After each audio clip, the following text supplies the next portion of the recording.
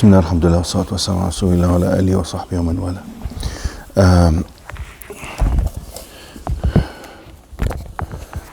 We started yesterday talking about the hadith number 62, in which the Prophet ﷺ gave the advice when he was asked for an advice that would suffice the questioner, that he wouldn't need to ask anyone after the Prophet Muhammad ﷺ. And this advice was قُلْ آمَنْتُ بِاللَّهِ ثُمَّ اسْتَقِمْ. And basically we mentioned that this encompasses everything in Islam and everything in Iman and everything in Ihsan. Basically to apply all the commandments of Allah and to believe in everything that Allah wants us to believe in, and to remain steadfast till you meet Allah Azza wa Jal. This is a summary of this advice. There's a few other comments I'd like to make before about a couple of hadith that we talked about before, things I forgot to mention. One of them is that if we go back to the hadith that talks about Shu'ab al-Iman, the hadith that talks about the Iman being formed of multiple parts or multiple branches, and the highest of those branches or the highest deed that or the biggest portion of Iman is formed by the faith, testimony, shahadatu an la ilaha illallah Muhammad Rasulullah. And Prophet ﷺ then mentioned إماطة الأذى عن الطريق, which means to remove any harm from the way of the people. That is also part of Iman, and that Iman is basically a collection of beliefs and sayings and deeds. Everything that pleases Allah Azza wa Jal forms the whole of Iman. And this hadith is very strong in that it refutes the saying of certain people who claim that Iman is just a belief. Some people they're called the Murji'ah.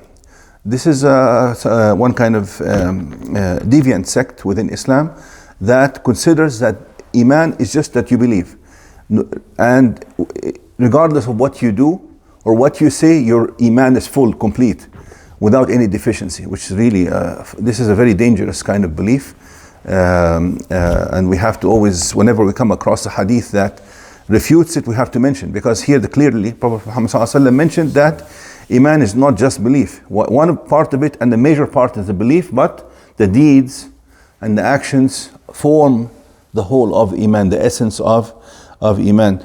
في هذا الحديث رد على المرجئة الذين يزعمون أن الإيمان هو مجرد التصديق.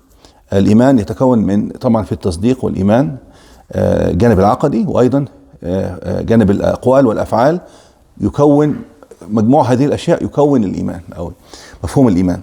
And as you can see, Prophet Muhammad ﷺ mentioned a couple of examples. He mentioned the belief, and he mentioned إماطة الأذى عن الطريق. So he talked about something that relates to the right of Allah, which is number one, and something that relates to the rights of people, which is to clear their way. And everything that falls between them forms the Iman. Now, regarding the hadith of الحياء خير كله، الحياء كله خير.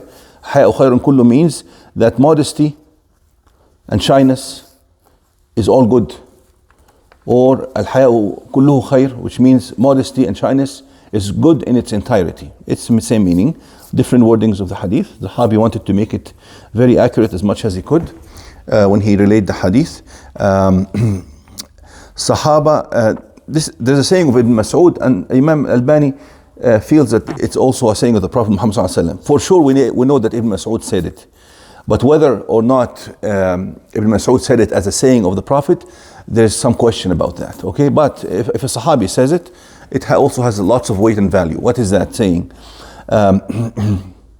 It says that Prophet Muhammad ﷺ said to the Sahaba, "Istahyu min Allahi haqq al-haya," which means you should have, what do you call it, regard for Allah to the best, or in the best possible way, or as he deserves. But he used the word haya, means you have to have shyness towards Allah. You have to have shyness, which means not to do shameful acts in front of Allah. This is the meaning, okay? استحيوا من الله حق الحياء. So the Sahaba responded, قال إنا لنستحي من الله. They said to him, we are shy of Allah Azza wa Jal, not to see us in shameful positions or shameful situations. Then he explained to them what is al-istihya min Allah haqq al-haya. He says, الاستحياء من الله حق الحياء أن تحفظ الرأس وما وعى والبطن وما حوى وأن تذكر الموت والبلى ومن أراد الآخرة ترك زينة الدنيا. He defined and explained to them how would a person be really shy from Allah Azza wa Jal. He says that person would guard الرأس وما وعى, would guard the head and everything it contains. This is very important because all your thoughts are contained in the head, and the eyesight is in the head, the hearing is in the head. The saying, so this is a very encompassing saying. And tahfadha, and to guard all this. This is quite amazing if somebody is able to guard all this, his thoughts, not to descend. We're not really questioned about the thoughts unless we have some kind of doing. Like an evil thought comes to you, you repel it, no problem. But you keep on, what